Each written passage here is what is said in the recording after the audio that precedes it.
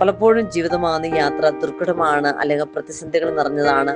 ഒരു ബുദ്ധിമുട്ട്, പ്രയാസങ്ങൾ, വിഷമസന്ധികളിലൂടെ കടന്നു പോകുമ്പോൾ ഒരു കൈത്താങ്ങ് തരുവാൻ, ഒരു ആശ്വാസ വാക്ക് പറയാൻ ആരും കൂടിയില്ലാത്ത നിമിഷങ്ങളൊക്കെ നമ്മളൊക്കെ ജീവിതത്തിൽ അഭിമുഖീകരിച്ചുകൊണ്ടിരിക്കുന്നവരായിരിക്കാം, അല്ലെങ്കിൽ അഭിമുഖീകരിച്ചവരായിരിക്കാം. പക്ഷെ തമ്പുരാൻ നമ്മളോട് പറയുന്ന ഒരു കാര്യമുണ്ട്: ഞാൻ നിനക്ക് വീണ്ടും ആരോഗ്യം നൽകും, ഞാൻ നിന്റെ മുറിവുകൾ സൗഖ്യപ്പെടുത്തും. ദൈവമക്കളെ, മറ്റുമില്ലാത്ത തമ്പുരാന്റെ വചനം, അവിടുന്ന് പറയുന്ന വാക്കുകൾ അവിടെ നിറവേറ്റുക തന്നെ ചെയ്യുമെന്ന് തമ്പുരാന്റെ വചനം നമ്മളെ പഠിപ്പിക്കുന്നുണ്ട്. കാരണം നമ്മുടെ ഏത് അവസ്ഥയിലൂടെ കടന്നു പോയാലും ദൈവം നമ്മുടെ കൂടെയുണ്ട്. അതുകൊണ്ടാണ് നിയമാവർത്തന പുസ്തകത്തിലെ 33-ാം അധ്യായം നമ്മൾ വായിക്കുമ്പോൾ കർത്താവ് പറയുന്നൊരു കാര്യമുണ്ട്: കർത്താവിന് പ്രിയപ്പെട്ടവൻ അവിടുത്തെ സമീപത്ത് അവൻ സുരക്ഷിതനായിട്ട് വസിക്കുന്നു, അവിടുന്ന് എല്ലായ്പ്പോഴും അവനെ വലയം ചെയ്യും, അവിടുത്തെ ചുമലുകളുടെ ഇടയിൽ അവൻ വാസമർപ്പിക്കും. ദൈവമക്കളെ, ബെഞ്ചമിനെ കുറിച്ച് കർത്താവ് പറയുന്ന ഒരു കാര്യമാണ്.